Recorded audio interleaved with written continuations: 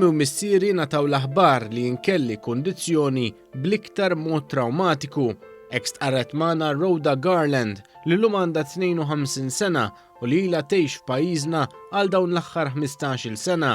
Hija għandha l-kundizzjoni magħrufa bħala spina bivida u għalkemm din qatt ma żammitha milli tagħmel dak kollu li tixtieq f'ħajjitha, omma u missiera kienu mtlew bil-biża' mill-professjonisti fil-mument li fih kienu nataw l-aħbar. When my parents had the news broken to them, they were devastated. It was done in a very bad way. My mother was told on her own, and my father found her later in floods of tears. And so it was a very traumatic experience for them.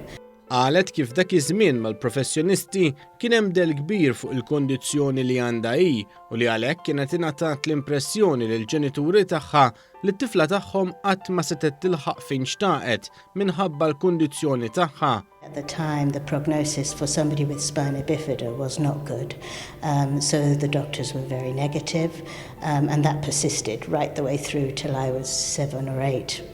When they stopped saying that I was never going to achieve anything.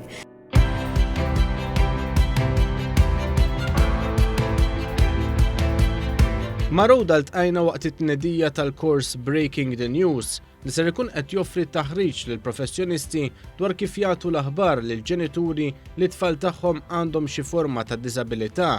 Illum li Rhoda hija d-direttur eżekuttiv tal-Kummissjoni għad-Drittijiet tal-Persuni b'Diżabilità u bħala persuna li qatt ma ħalliet id-diżabilità tagħha iżomm lura, hija qalet kif inizjattivi bħal dawn iwasslu sabiex iżjed persuni b'diżabilità ikunu inklużi fis-soċjetà.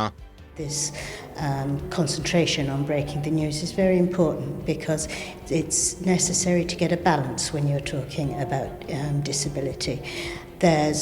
Given the right level of support, there is ample opportunity for persons with disability to be included in society to their full potential.